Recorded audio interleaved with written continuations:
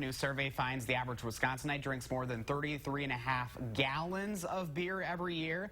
And Dane County is one of the worst in the state when it comes to binge drinking. That's just a stunning statistic. Here to talk about it is Dr. Mandira Mera from SSM Health. Thank you so much for joining us this morning. Great to be here. Good morning. Now, this study that we're looking at does focus on college students, but this is a problem really with the entire state. You're right, not just the state. I mean, it really is a problem nationwide. Sure. And it, of course, is a problem in the younger as well as the older population. So this is a great study because it did hone in on that college age population. I know we were talking offline about this weekend's a game day, weekend, and that's the case, you know, across a lot of college campuses in America. And game days are often synonymous with waking up pretty early, starting the pre-gaming, drinking kind of through the game, and then partying afterwards, depending on how your team does. So this is a very timely article that has come out. It really points out the issues with binge drinking and the dangers with binge drinking. One of the most important things this points out is what is binge drinking. So first of all, it's defined as about 4 to 5 drinks. For women, more than 4. For men, more than 5 drinks at a time.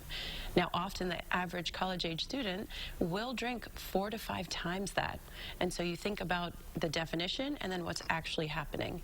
That points out also that about 2,000 kids every year do die from alcohol-induced issues, you know, like binge drinking, every year. And it's something that's kind of swept under the rug or not talked about very often. You know, colleges do have policies in place, but oftentimes have difficulty enforcing that.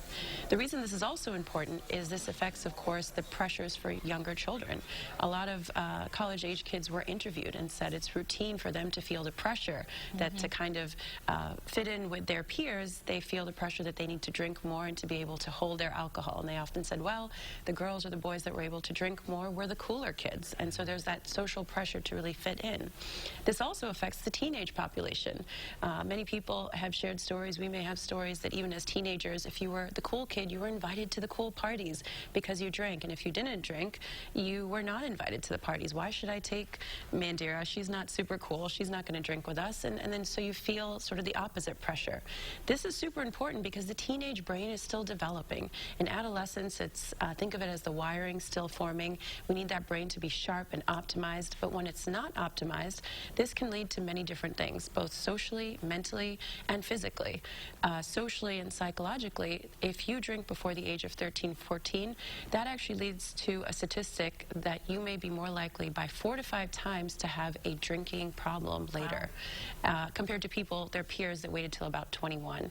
The other issue is that socially, that means something very different for that developing mind. So we really want to encourage people to optimize their brain, to not really fall prey to those social pressures, and then blacking out. What is blacking out? Blacking out has also become sort of synonymous with being cool and, oh, I blacked out last Saturday, that kind of thing. Blacking out is defined as a period of amnesia during which you still were able to do some function. Brush your teeth, may it be, maybe have bad decision making, maybe even criminal activity. And so the problem with blacking out is you are no longer aware of what's happening. You have amnesia from the event. And so we want to encourage that blacking out in itself is a very dangerous thing. So blacking out, binge drinking, college-age kids, high priority here, but of course it can affect all of us, younger or older. All right. Dr. Mera, as always, helping us out. Thank you very much. Great to be here. Good to see you.